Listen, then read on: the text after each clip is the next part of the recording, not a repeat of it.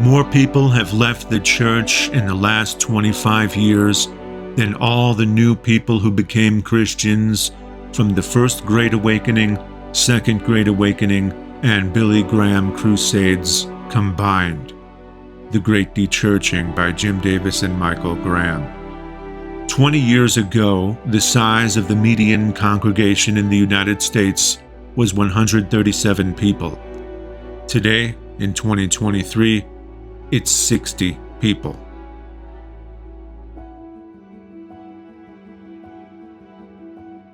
We need to examine why this is happening and whether or not the way it is happening is a good or a bad thing. The reason we need to know this is so that we can learn from it, learn how to win people over and keep them. We need to learn from the church's mistakes, because the only thing better than learning from your own mistakes is learning from someone else's.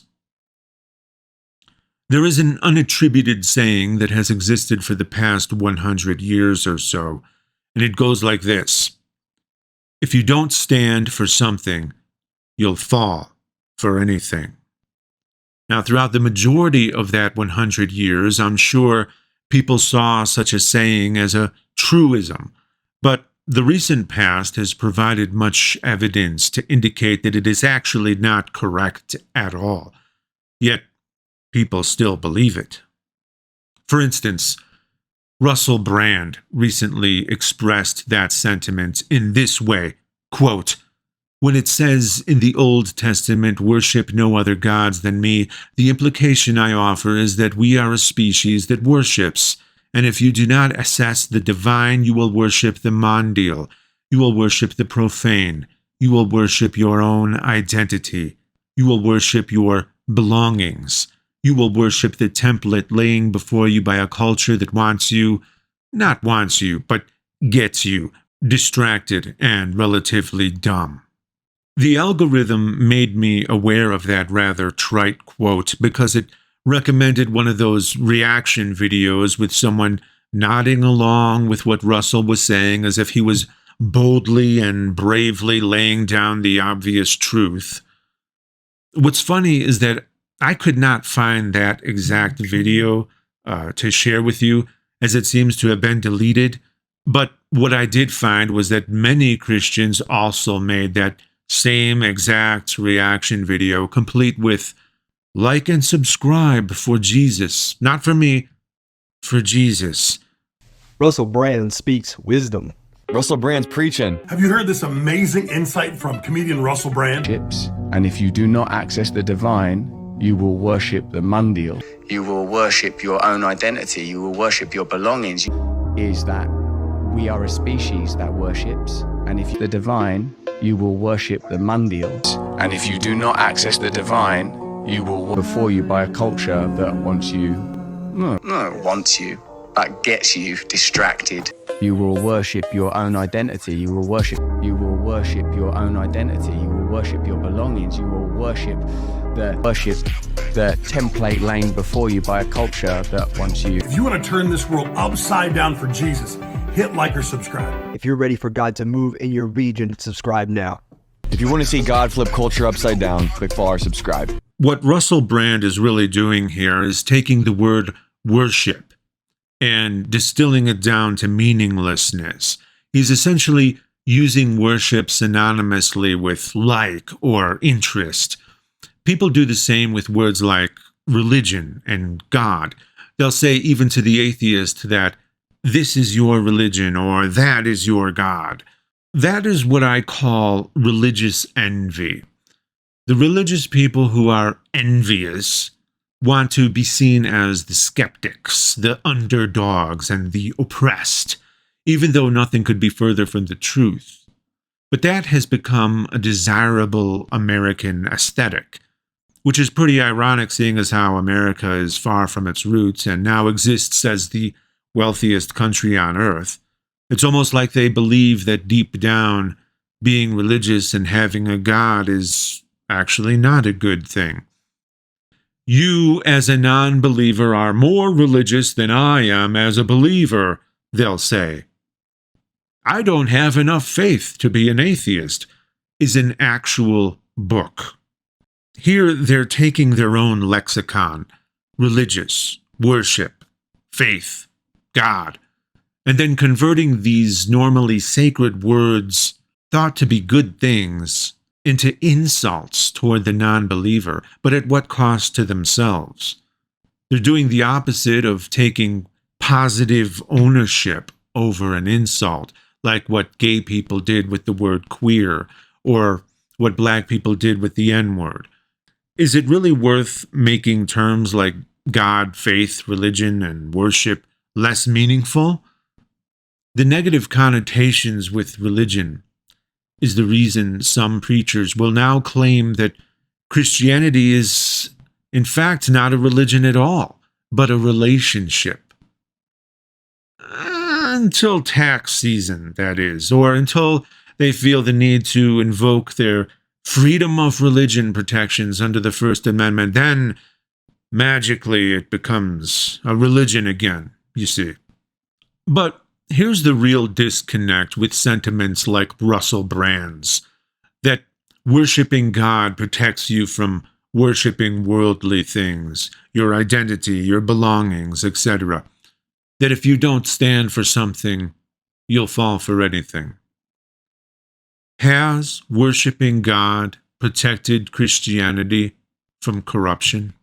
When you think of a modern Christian, especially an American and particularly an evangelical, do you imagine someone who is humble, gentle, and patient? Do you imagine a selfless person? Do you imagine someone who does not care about identity politics? Do you imagine someone who cannot be manipulated by the brash, egotistical materialism of narcissistic billionaires, millionaires, politicians, and partisan pundits? Do you imagine someone who does not care about their belongings? Do you imagine someone who would not try to protect their belongings from someone demanding it of them, let alone give them more than what they demanded? Do you imagine someone who would turn the other cheek? Do you imagine someone who would be willing to sell everything they own and give it all to the poor? Do you imagine someone who welcomes foreigners as if they were native-born citizens? Do you imagine someone who supports welfare? Do you imagine someone who considers prayer a private matter and would neither do it in public nor try to get anyone else to do it in public either? Do you imagine someone who loves their enemies and is kind to them? Do you imagine someone who is angered about the commodification of their religion? And finally, do you imagine someone who is completely immune to the whims of culture, who can't be easily distracted, or who is not easily offended? We all know the truth. We all know the answers to these questions, but when you distill religion down to I worship this and you worship that, basically team sports, the Christians can trick themselves into thinking that their belief in God acts as a bulwark against worshiping things that are not God, things that are of the world. Is that what we see in reality, though? No, of course not. Christians today tend to be the most un-Christ-like people, and when even they cannot deny that Christians are behaving badly, they will tell you that they're only human and that, of course, they will fall short. But I'm not talking about perfection, not even close. I mean that they now embrace cultural values that are not only un-Christ-like, but the perfect opposite of Christianity. It's not about falling short. It's about being diametrically opposed. Christianity is supposed to be about love, forgiveness, acceptance, and having great concern for the welfare of others, even at your own expense. But the Christianity being sold to us today is the antithesis of that. It is an I come first Christianity. It is a what can you do for me Christianity. And people notice that, no matter how hard you try to dress it up or apologize for it. You can't put a Ford Taurus on a used car lot, call it a Lamborghini, and expect people to give you $300,000 for it. They will see the difference between what you say it is and what it actually is. And people are seeing that same discrepancy with Christianity. How did this happen? Well, the answer is incredibly ironic. When you ask people why they're leaving the church, the biggest answers always tend to regard the behavior of believers and the way believers treat others, particularly those who are not like them, like atheists or LGBT people. The irony of this is that those who are bigoted against people like atheists and LGBT people and see them as a sign of decline or degeneracy will offer a return to God as the solution, but it is actually their bigoted attitude that is driving people away from Christianity. In other words, they're saying that the exodus needs to be reversed, while they are the ones largely causing the exodus. They are their own worst enemy. Time and time again, former Christians are expressing disgust that the pulpits are becoming a place of politics rather than a place of God, a place expressing fear that what's yours is being taken away from you, rather than a place that expresses glory in giving what is yours freely. That fear is born of the worship of worldly things, your belongings, your identity. Exactly what we're told we won't worship if only we worship God. Well, that turned out to be false. My parents' megachurch has become a MAGA church. It's just politics now, and it's got nothing to do with kindness or prayer. It became a diatribe about Biden/Trump. I couldn't believe what I was hearing. They have completely abandoned their faith to follow Trump. They are my church home of 19 years because I got tired of hearing how Trump was ordained by God. I stopped going to church because of how political it got. It was the one place I thought I could come together with others in peace and discuss love, tolerance, and that Christian behavior and attitudes are influenced more by the culture than the Bible. I thought that was a bit strong, but the last few years have proven the idea of wokeness is just a way to make empathy and basic human decency seem like something strange. But I was a devout Christian for much of my life. It was the prevalence of the prosperity gospel and, by extension, Christian nationalism that made me start questioning Christian institutions.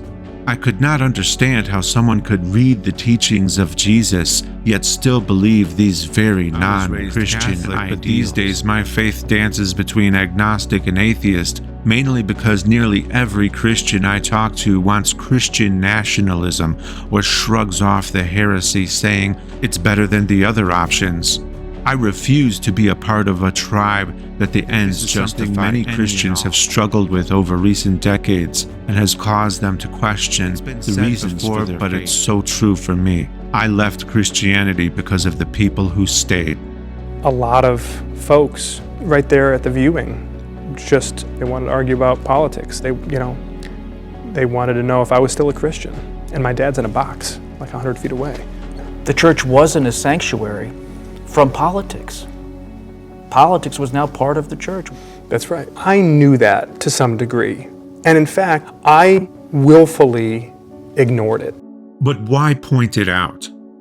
Napoleon once said, "Never interrupt your enemy when he is making a mistake." So, shouldn't I just let this happen and not say anything at all? Well, no, for a couple of reasons. But before I get into those reasons, first, know that when I say Christianity is being destroyed, I don't mean that it will cease to exist. I mean that it will be converted into something much more sinister. Besides, the people currently destroying Christianity are most certainly not the type to self-reflect. I'm talking about immense pride, ego, and narcissism. I'm talking about people who would watch this video and just try to think of ways to refute it rather than humbly listen intently and try to seek solutions. Because if they were the type to do that, then Christianity wouldn't be going through this crisis in the first place. And this is all assuming that they even care about Christianity at all, and that they're not just using it as a means to an end. For instance, when presented with the data regarding people leaving the church, one evangelical fell back on the same verse that has been used against me countless times. They said, quote, "It's not surprising since God's word warns us all about what will take place in the last days, but his remnant will hear and know the truth."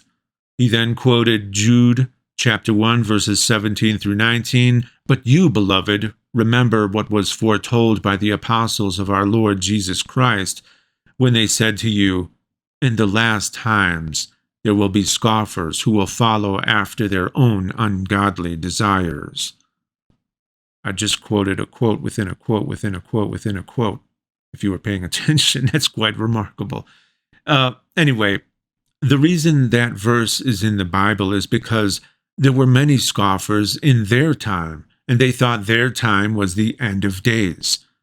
There have always been scoffers on every side of every issue. In fact, there were scoffers even at Jesus' crucifixion. They put a sign above his head mocking him. There were scoffers even before Jesus was born. Elijah participated in scoffing, and Elijah was a recipient of scoffing. It's no different than predicting that there will be wars and earthquakes. Of course there will be. There are wars and earthquakes every single year. But notice how this response to the data is the furthest thing from a solution. It's basically nothing more than cope and doubling down on a sort of elitist attitude. And that is very common in this new breed of selfish Christianity that is perfectly fine with the masses falling by the wayside as long as they get theirs. In fact, how does he know that the scoffer verse isn't referring to people like himself, scoffing at those who reject his false interpretation of Christianity? The beauty of the Bible is that I could just as easily throw a Bible verse right back at him. For such people are false apostles, deceitful workers masquerading as apostles of Christ. And no wonder, for Satan himself masquerades as an angel of light. It is not surprising, then, if his servants also masquerade as servants of righteousness. Their end will be what their actions deserve. That's from 2 Corinthians, or as one certain false apostle calls it, 2 Corinthians, right? 2 Corinthians. And who better to write of false apostles than the author of 2 Corinthians, Paul of Tarsus, who never actually knew Jesus, but added so much to his teachings decades after Jesus' death, including the demonization of non-believers and gay people, neither of whom were ever demonized in Jesus' teachings. And that is why people who use the Bible to continue to demonize them never do so using quotes from Jesus himself, the very origin of their religion. It seems that the corruption of Christianity began shortly after its inception. So, you may ask, why shouldn't I just let them continue to destroy Christianity? Well, my dilemma as a non-believer is that I'd rather they just be genuine Christians than the bastardized modern political mockery that Christianity has become.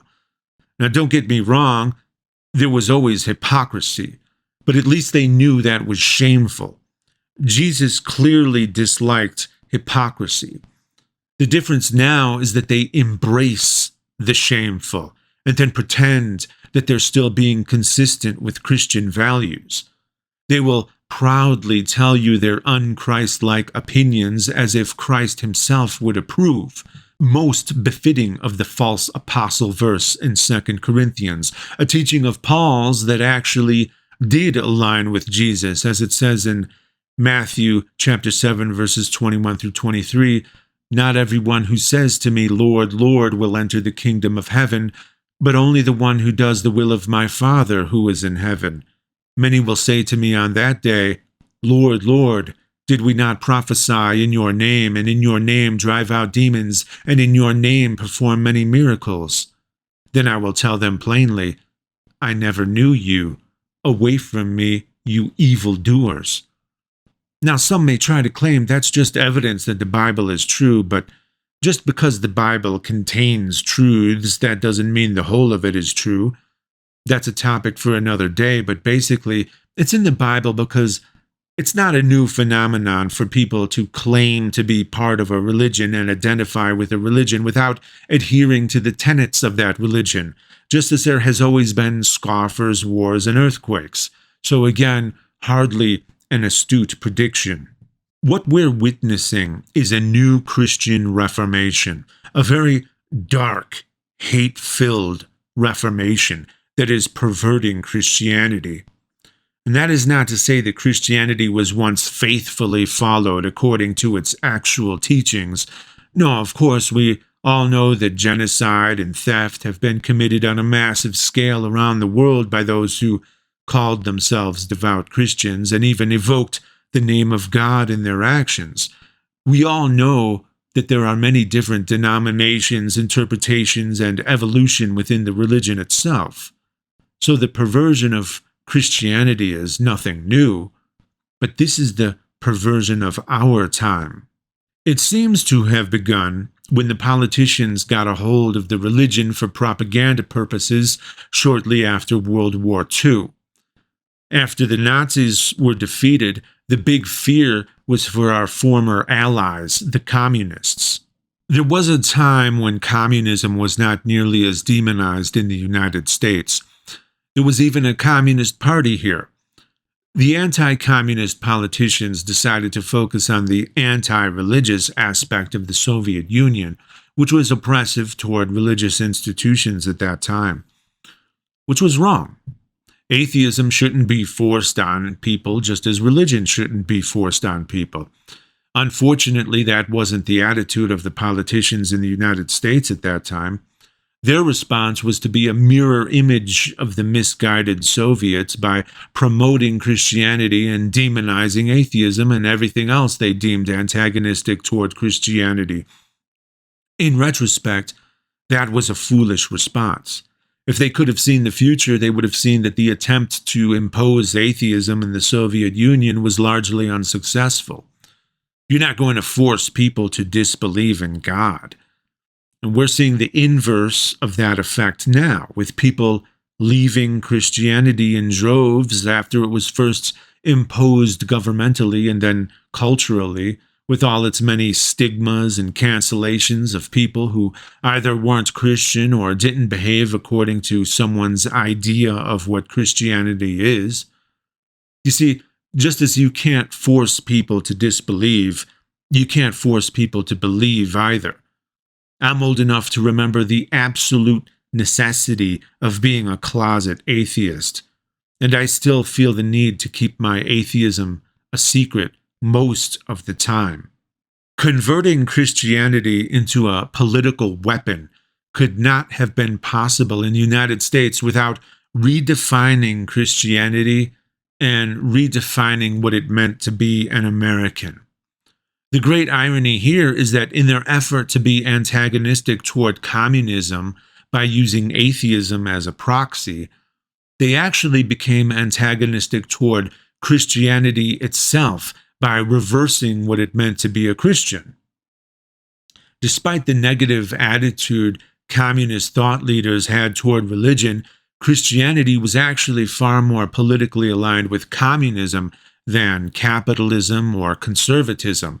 In fact, the term Christian conservative is an oxymoron, as most of Jesus' teachings directly contradict conservatism. So that was another reason they had to redefine Christianity, or it just wouldn't make sense. And that's what they did. That's why I say that if you're a Christian today in the West, particularly America, it's most likely that you don't really follow a religion or a God as much as you adhere to a political movement. You don't really follow Jesus as much as you follow political influence. So those people saying their beloved Christianity isn't actually a religion might have been more right than they realized. It's politics now. The Bible, for instance, doesn't focus on gay people, transgenderism, illegal immigrants, reducing or overthrowing the government, abortion, pedophilia, the right to bear arms, reducing taxes, or making a lot of money. None of these things are important themes in the Bible. And in fact, some of them aren't even mentioned, or the Bible even says the exact opposite of what many people think it says about them. These are hot-button political narrative issues and standard talking points often associated with Christianity by politicians and pundits who are using Christianity as a political tool of manipulation. They don't really care about these issues. They use them to rile people up and get them to the polls. It's all about power. What do you say to evangelical leaders who might hear your argument and say, you missed the point? Trump wins for evangelical Christians. He wins for conservative Wins America. what? Supreme Court seats, a seat at the table at the White House. Show me where in Scripture any of that matters. But it does matter to many of those standing with Trump as he once again seeks the White House. You had millions of evangelical Christians who voted for Donald Trump and just sort of gleefully embraced his terrible rhetoric and his un-Christ-like conduct. Why did they gleefully embrace it, to use your term? Power. And when you have power, you can very quickly lose sight of your principles, your values, even your beliefs. The first steps were symbolic ones. When the Red Scare started, some of the things that these politicians did was put "In God We Trust" on postage stamps in 1954 and on our money in 1955. Jesus, who whipped the money changers and drove them from the temple, is now getting his Father's name printed onto the money itself. Wanting to remove the slogan became seen as anti-Christian, when in actuality, putting the slogan on there in the first place was what's really anti-Christian. They inserted "under God" into the pledge in 1954. They started mandating prayer in school. Jesus, who said that only hypocrites pray in public and already have everything they're ever going to get, was suddenly getting the compulsory group prayers of children in public classrooms. Wanting to end mandated prayer was seen as anti-Christian, when in actuality, instituting them in the first place was anti-Christian. They also put huge religious displays on public land and got the taxpayers to foot the bill, directly contradicting the Establishment Clause of the First Amendment. This even included things like putting the Ten Commandments in courthouses, even though only 3 of the 10 Commandments are actually laws in the United States and predate the 10 Commandments. The politicians publicly sworn in on their Bibles, along with the deep-pocketed, power-seeking religious leaders, did all of this for virtue signaling purposes, as over 90% of the population at that time were Christians, an easy appeal to the majority for those sweet votes. Jesus was very much against virtue signaling. Like prayer, Jesus felt that giving to charity, for instance, should also be done privately, because he wanted the motive to be that of genuine desire to help, and not out of a desire to put on a show of virtue to affect the way other people think of you, i.e. to virtue signal. But that is what the politicians and the religious leaders were quickly turning Christianity into, a way to virtue signal, without actually having to adhere to any of its core virtues. The convulsions in today's churches come after decades of evangelicals gaining influence. Do you love God? Do you love Him with all your heart?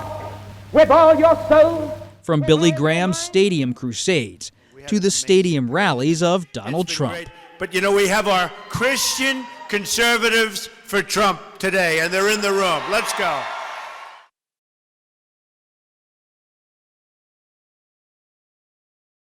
What the politicians successfully did was associate Christianity with Americanism, quite a remarkable feat.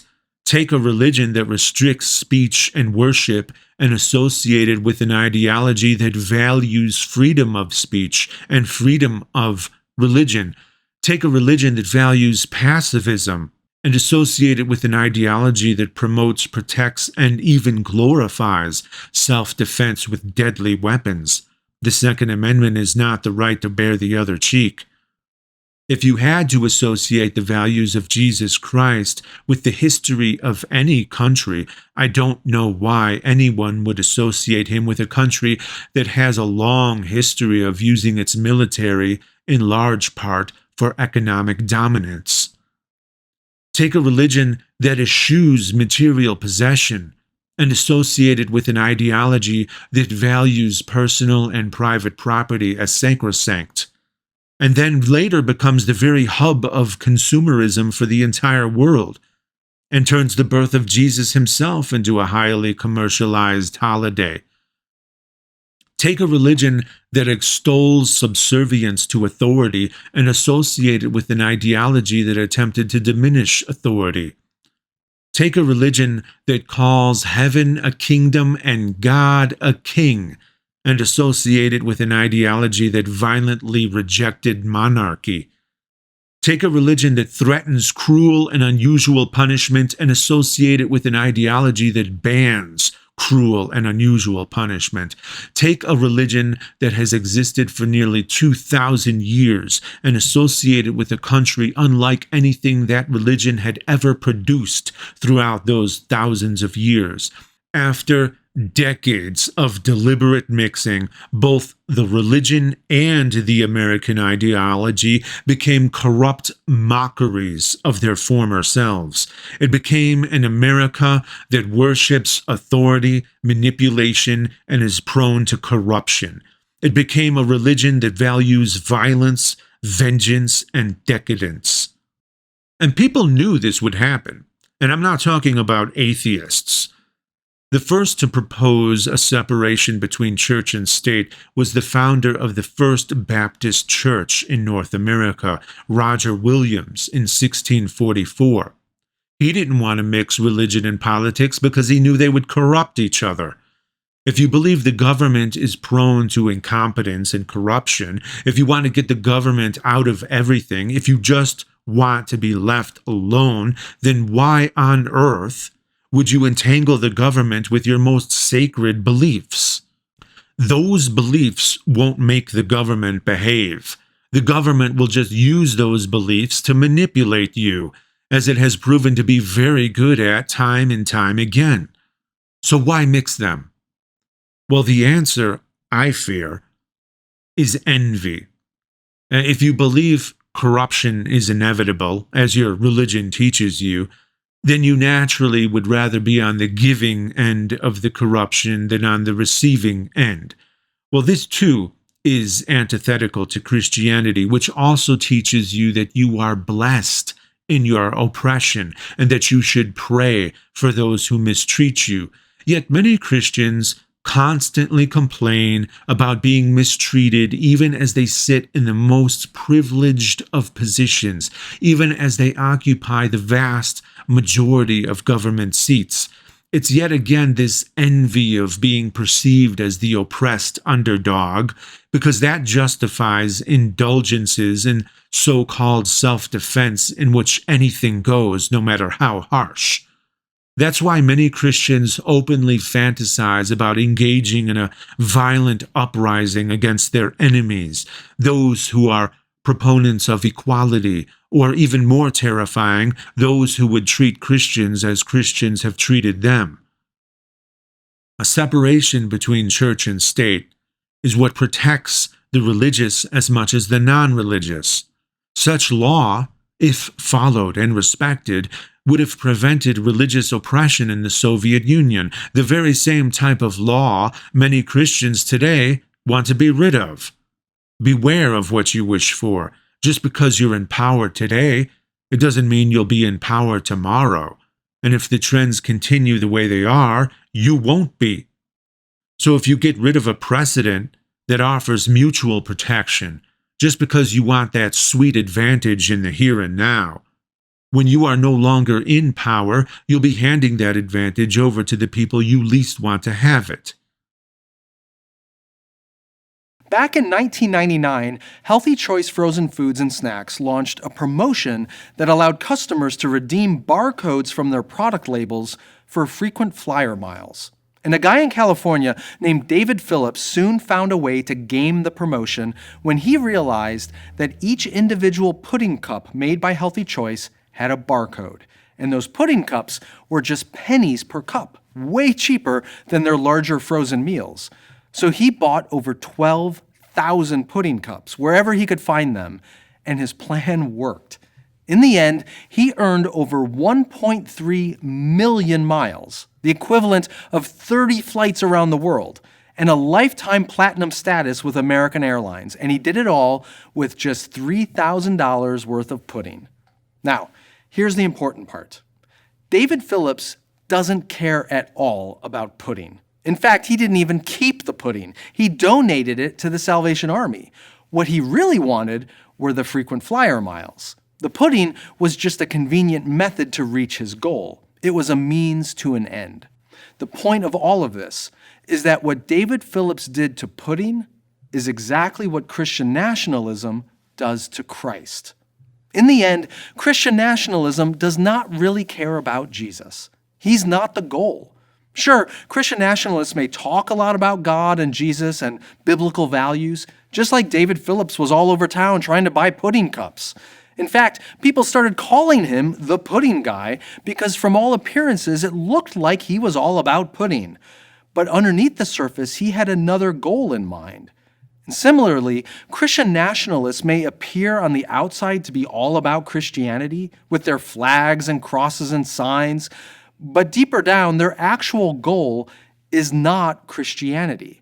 Christianity is just a device, a tool that they use to achieve their real goal, which is about cultural and political power. They talk very little about a life with God, but a lot about all the blessings they expect to get from God for themselves and for their country.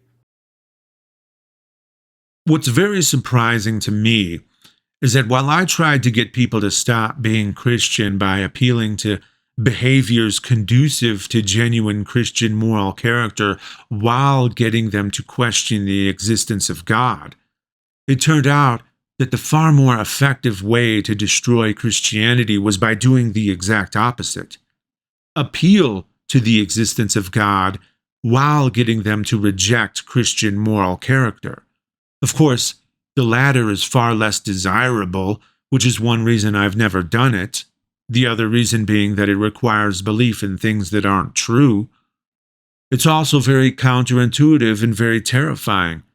Christianity is being destroyed, yes, but the thing replacing it is also called Christianity. But that doesn't mean the death didn't occur. You see, I'm talking about a very different breed of Christianity, a smaller and more potent form of anti-Christianity that is perceived as the true Christianity. It is the rejection of humility, inclusion, forgiveness, and generosity, now feared as wokeness, in favor of fearful selfishness, prideful exclusion, merciless spite, and egotistical imposition. It is being replaced by a thing of unabashed evil, and the people doing the replacing are so miscalibrated, so delusional, that they will see the replacement as a great good, even as it brings about their ultimate failure. The Bible speaks of them as well. Isaiah chapter 5 verse 20, "Woe to those who call evil good and good evil, who put darkness for light and light for darkness, who put bitter for sweet and sweet for bitter." To this, I would add that the modern Christian has abandoned forgiveness in favor of vengeance, has abandoned humility in favor of pride, and has abandoned charity in favor of greed. So while Christianity is becoming more aggressive, which is bad, that aggression is also scaring away a lot of people, which is good. That good might be able to outweigh the bad, because in order to be culturally and politically relevant, Christianity needs to retain its numbers and ideally grow its numbers. That is not happening in the Western world, and Christians of the Western world are terrified of getting migrants from where it is happening, which is one of the more blatant ways the new Christianity is anti-Christianity, because they have such a direct way to increase their numbers that is in accordance with their religion. But because they've converted their religion into something else entirely, the opportunity will escape them.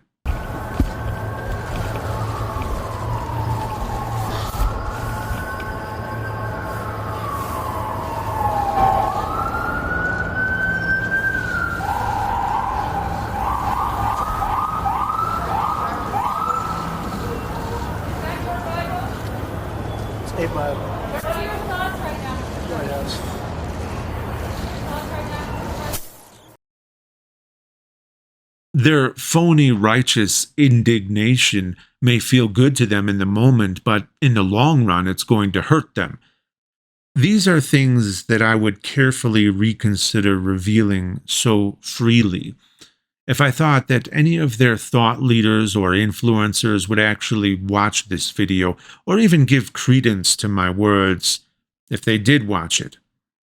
But why risk it? Well, 2 reasons.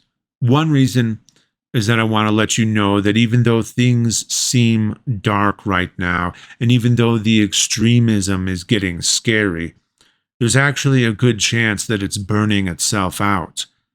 Movements like that tend to get more extreme and more frantic right before they die out, as they shed the moderates and only the zealots remain. So I want to reassure you, as long as there are no global disasters, worse than COVID at least, and as long as our lives remain materially consistent, then all their rage and fury will most likely dwindle into utter impotence. But more importantly, reason 2, I want us to learn from their mistakes. I haven't always been good in that regard, but I want to try to do better. Do the opposite of what they're doing to drive people away. What does that mean? Well, it means being kind to people who are mean to you. And that can be a difficult thing to do against your natural reflex, but it's very disarming. It can make people feel bad about how they treated you and actually cause them to listen to what you have to say. They go in expecting a fight, but come out with another point of view to contemplate. If that is not their reaction, then you probably don't want their support anyway, because their belligerence will end up being more of a liability than an asset. Let them remain opposed to you so their belligerence can continue to hinder those who oppose you. It also means being willing to forgive others. Just let it go. That can also be difficult, I know, but it's also very liberating for you as well. And it means that people will be less willing to give up on you because they will know that you haven't given up on them. In other words, give them a place to turn to so that they won't turn back to those who oppose you. They'll be less likely to leave those who oppose you if they feel like they have no place else to be accepted. So, accept them and help them become better people. It also means being willing to talk to people with whom you disagree, and even being friendly with them.